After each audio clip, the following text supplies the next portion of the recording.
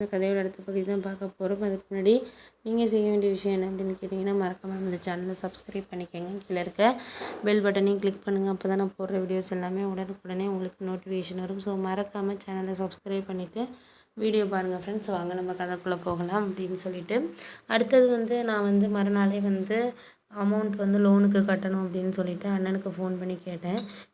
கேட்டதுக்கு அவர் என்ன சொல்லிட்டாருன்னா, இது மாதிரி என்கிட்ட இப்போ பணம் இல்லை அப்படின்னு சொல்லிட்டாரு. நான் அவர் தான் கொடுப்பாரு அப்படின்னு சொல்லிட்டு ரொம்ப எதிர்பார்த்துருந்தேன். சரி, அவர் நம்ம கண்டிப்பாக ஹெல்ப் பண்ணுவார் அப்படிங்கிற ஒரு நம்பிக்கையில் தான் நான் இருந்தேன். ஆனால் அவரும் இல்லை, என்கிட்ட பணம்லாம் இப்போதைக்கு இல்லை நீ எதிர்பார்க்குற மாதிரி அப்படின்னு சொல்லிட்டு ஒரே வார்த்தையிலேயே சொல்லிட்டாரு.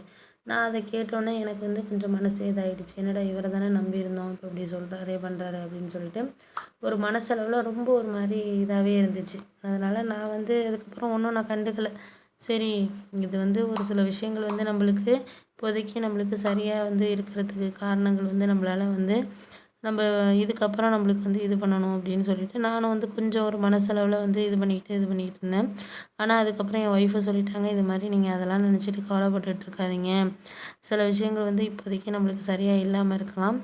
அதனால் நீங்கள் எதுவும் நம்ம கடன் வேணாலும் வெளியில் வாங்கிக்கலாங்க, அவங்கக்கிட்ட நீங்கள் எதிர்பார்க்காதீங்க அப்படின்னு சொல்லிட்டு என் ஒய்ஃபு கேட்குறதுக்கு முன்னாடியே அவர் கேட்குறதுக்கு முன்னாடியே என் ஒய்ஃபு சொன்னாங்க, இது மாதிரி நீங்கள் ஏங்க அதெல்லாம் இதுவர்கிட்ட கேட்டுக்கிட்டு இருக்கீங்க பண்ணிகிட்ருக்கீங்க, விடுங்க. அவர் கொடுக்கல பண்ணலாம் நீங்கள் நினச்சிக்கிட்டு மனசை இது பண்ணாதீங்க. பார்ப்போம், இப்போதைக்கு நம்மளுக்கு கொஞ்சம் கஷ்டமான சூழ்நிலையில் நம்ம இருக்கிறோம். அதனால் அவங்கெல்லாம் நம்மளை பேசுகிற மாதிரியான ஒரு சூழ்நிலை நம்மளுக்கு இருக்குது. அதை நீங்கள் விட்டுருங்க. இப்போதைக்கு நம்மளுக்கு இருக்கிற சூழ்நிலையை நம்ம கடந்து வர்றதுக்கு நம்மளுக்கு ஒரு மனப்பக்குவங்கிறது தேவை. அதனால் நம்ம முடிஞ்சது வரைக்கும் நம்மளால் ஒரு சந்தோஷமாக ஒரு விஷயத்த கொண்டுட்டு போக முடியுதா அப்படிங்கிறத மட்டும் நம்ம பார்ப்போங்க. நீங்கள் தேவையில்லாமல் எதுவும் அதெல்லாம் நீங்கள் நினச்சிக்கிட்டு இருக்காதீங்க அப்படின்னு சொல்லிட்டு என் ஒய்ஃபை என்கிட்ட சப்போர்ட் பண்ணாங்க. நான் அதுக்கப்புறம் எனக்கு தெரிஞ்ச ஃப்ரெண்ட்ஸுங்கள்கிட்ட கொஞ்சம் கேட்டேன், ஒரு 30,000 பணம் அப்படியே கொஞ்சம் இது பண்ணி அரேஞ்ச் பண்ண முடியுமான்ட்டு. அதுக்கப்புறம் அவங்க சொன்னாங்க, இது மாதிரி ஓரளவு நான் அரேஞ்ச் பண்ணி தரேன்னு. என் ஒய்ஃபும் கொஞ்சம் ஹெல்ப் பண்ணிச்சு. கொஞ்சம் ஓரளவு அதுவும் எனக்கு தெரிஞ்ச இடத்துலலாம் கொஞ்சம் ஹெல்ப் பண்ணி ஓரளவு சப்போர்ட் பண்ணிச்சு அப்படின்னு தான் சொல்லணும். அதுக்கப்புறம் கொஞ்சம் சப்போர்ட் பண்ணோன்னே அதை வாங்கி நான் லோன் பணத்தையெல்லாம் இது பண்ணிட்டேன். அதை பண்ணதுக்கப்புறம் எங்கள் அண்ணன் ஒரு 2 நாள் கழித்து ஃபோன் பண்ணார். ஃபோன் பண்ணி இது மாதிரி பணம் நீ அன்றைக்கி கேட்டப்போ உங்கள் அண்ணி பக்கத்தில் இருந்தா, அதனால தான் நான் அந்த மாதிரி ஒரு சொல்லக்கூடிய சூழ்நிலை ஆயிடுச்சு. எனக்கு உனக்கு கொடுக்கக்கூடாதுன்னெலாம் விருப்பம் கிடையாதுடா. எனக்கு உனக்கு ஹெல்ப் பண்ணணும்னு அவ்வளோ ஒரு ஆசையாக தான் இருக்குது. ஆனால் எல்லாமே ஏடிஎம் கார்ட்லேருந்து எல்லாமே அண்ணி தான், உங்கள் அண்ணி தான் இது பண்ணிகிட்டு இருக்கா. நான் வேணால் என் ஃப்ரெண்டுக்கிட்ட வேணால் கடனாக வேணால் உனக்கு வாங்கி தரேன் அப்படின்னு சொல்லிட்டு சொன்னார். அதுக்கப்புறம் நான் சொல்லிட்டேன், இல்லைண்ணே, நீ அன்றைக்கி தெரியாமலாம் ஹெல்ப் பண்ணி நாளைக்கு தெரிஞ்சிச்சுன்னா அவங்க என்னை கண்டிப்பாக உங்கள் அண்ணனை ஏமாற்றி நீ வாங்கிக்கிட்டேன்னு அவங்க பேச ஆரம்பிச்சிருவாங்க. அதெல்லாம் தேவையில்லாது. என்னால் முடிஞ்சது உங்கள்கிட்ட நான் கேட்டேன், நீங்கள் இல்லைன்ட்டீங்க. நான் வெளியில் அரேஞ்ச் பண்ணி கட்டிக்கிட்டேனே, அதை பற்றி ஒன்றும் கவலைப்படாதீங்க. நான் எனக்கு சமாளிச்சுக்கிறதுக்கு தெரியும் அப்படின்னு சொல்லிட்டு சொன்னோன்னே, அதுக்கு இப்படி சொன்னதுக்கு அப்புறம் என்னாச்சுன்னு பார்த்தீங்கன்னா, அண்ணன் ஃபோனை வச்சுட்டாரு. ஃபோனை வச்சு இது மாதிரி நீங்கள் இது பண்ணாதீங்க, ஒன்றும் கவலைப்படாதீங்க அப்படின்னு சொல்லிட்டு சொன்னோன்னே, இருந்தாலும் அவருக்கு மனசுக்குள்ளே இருந்துச்சு, எதாக இருந்தாலும் நம்ம இந்த ஒரு சூழ்நிலைகளை இது பண்ணுறதுக்கு நம்மளுக்கு கரெக்டான ஒரு வேலை, நம்மளுக்கு ஒரு சரியான ஒரு இது இருக்கணும் அப்படிங்கிற மாதிரி அவங்களுக்கு புரிய ஆரம்பிச்சிட்டு அவருக்கு.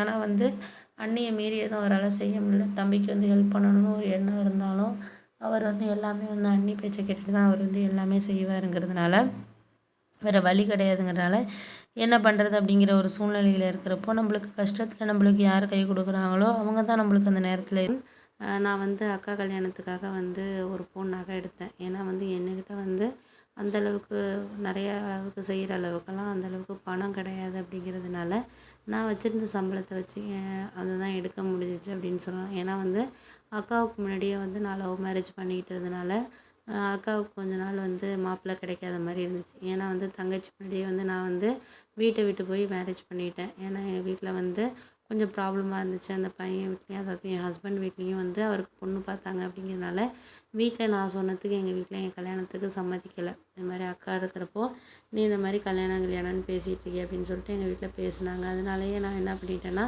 சரி நம்மளுக்கு இது சரியாக இல்லை அப்படிங்கிறப்போ நம்மளால் என்ன நடக்குதோ நடக்கட்டும், ஒரு சில விஷயங்களை நம்ம சரியான ஒரு இதில் கொண்டுட்டு போகிறதுக்காக இருக்கட்டும், எந்த ஒரு விஷயத்துக்குமே இருக்கட்டுமே நம்ம பார்த்துக்கலாம் அப்படின்னு சொல்லிட்டு நான் எனக்கு அப்போதைக்கு வந்து என்னோடய லைஃப் தான் முக்கியமாக தெரிஞ்சுச்சு. நான் அக்காவை பற்றியோ நம்ம அம்மா அப்பாவை பற்றியோ நினச்சி பார்க்கல. நானும் ஒரு வீட்டை விட்டு போயிட்டு மேரேஜ் பண்ணிட்டோம். அதனால் வந்து ஒரு 2 வருஷம் வரைக்குமே வந்து எங்கள் வீட்டில் வந்து அக்காவுக்கு மாப்பிள்ளை கிடைக்காம அந்த மாதிரி தான் பிரச்சனையாகவே இருந்துச்சு. எங்கள் வீட்லேயும் என்கிட்ட பேசலை.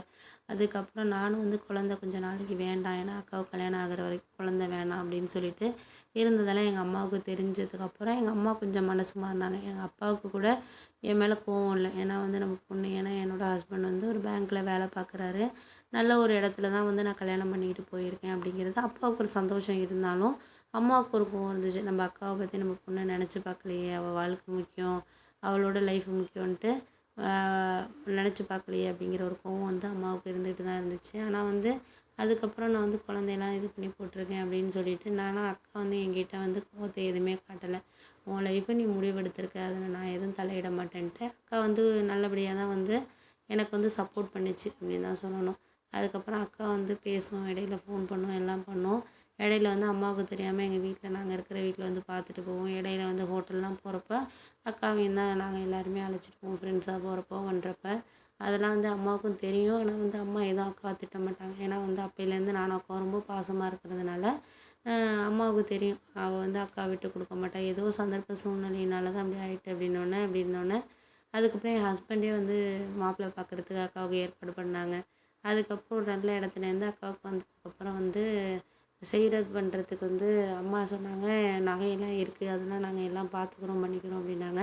இருந்தாலும் எனக்கு வந்து அவர் என்ன தான் வேலை பார்த்தாலும் பண்ணாலும் செஞ்சாலும் கொஞ்சம் வீடு வாங்கினதுல எனக்கு கொஞ்சம் கடன் ஆகிட்டு, அதாவது அப்பார்ட்மெண்ட்டில் கொஞ்சம் லோன் போட்டு வீடு வாங்கணும் அவரோட சேலரி வச்சு. நான் வீட்டில் தான் இருந்தேன் ஒர்க் பண்ணாமல். ஒரு 1 இயராக ஒர்க் பண்ணிகிட்டு இருந்தேன். அப்புறம் ஒர்க் பண்ணாமல் கொஞ்சம் உடம்பு முடியலைங்கிறதுனால வீட்டில் இருந்ததுனால அவர் சம்பாதிக்கிறது ஓரளவு இஎம்ஐ எப்படி கட்டுறது செலவுக்கே போகிறதுனால வந்து ஒரு 5 வருஷம் லோனுங்கிறதுனால 3 வருஷம் முடிஞ்சிருச்சுங்கிறதுனால வந்து என்னால் வந்து எதுவுமே பண்ண முடியாத மாதிரி ஒரு சூழ்நிலை தான் நாங்கள் இருந்தேன். அதனால் என்கிட்ட இருந்த பணத்தை வச்சு ஒரு பவுன் அக்காவுக்கு வந்து செயின் மட்டும், ஒரு டாலரோட செயின் மட்டும் நான் வந்து எடுத்தேன். என் ஹஸ்பண்ட் கூட சொன்னாங்க, வேணா நான் கடன் வாங்கட்டுமா வெளியில், நம்ம ஏதாச்சும் நல்லபடியாக செய்வோமா அப்படின்னாங்க. ஆனால் வந்து நான் என்ன நினச்சேன்னா, கடன் வாங்கி நம்ம இன்றைக்கி செஞ்சிடலாம். ஆனால் வந்து அது நாளைக்கு கொடுக்க முடியாத சூழ்நிலையில் நம்மளுக்கும் சரி, அது வாங்குறதும் சரி, கொடுக்குறதும் சரி, நம்மளுக்கு வந்து ஒரு மனநிலைங்கிறது வேறு மாதிரி இருக்குங்கிறதுனால நான் அதுக்கப்புறம் புரிஞ்சுக்கிட்டேன். சரி, நம்மளுக்கு வந்து கண்டிப்பாக வந்து இது நம்மளுக்கு சரியான ஒரு இது இருக்கிறப்ப நம்மளுக்கு கரெக்டான ஒரு வேலை நம்ம இது பண்ணணும் அப்படிங்கிறதுனால நானும் வந்து புரிஞ்சுக்கிட்டு அதுக்கப்புறம் வந்து ஒரு சில விஷயங்களை வந்து சரியான ஒரு நகர்வுக்கு கொண்டு போகிறதுக்கு இதுக்கப்புறம் நம்மளால் வந்து எதுவும் பண்ண முடியாத மாதிரியான சூழ்நிலையை வந்து நம்ம இது பண்ணிக்கக்கூடாது. எதாக இருந்தாலும் நம்ம சமாளித்து செஞ்சுக்கிறது தான் நல்லது அப்படிங்கிறது மாதிரி எனக்கு தோண ஆரம்பிச்சிச்சு. நானும் அதுக்கு ஏற்ற மாதிரி நம்மளோட இதை வந்து மாற்றிக்க ஆரம்பித்தேன். இதுக்கப்புறம் நம்ம வந்து ஒரு கரெக்டாக இருக்கணும், ஒரு நல்ல வேலை வந்து நம்ம போகணும் அப்படிங்கிறதுனால நான் வந்து முடிஞ்ச வரைக்கும் நம்ம முயற்சி பண்ணுவோம்.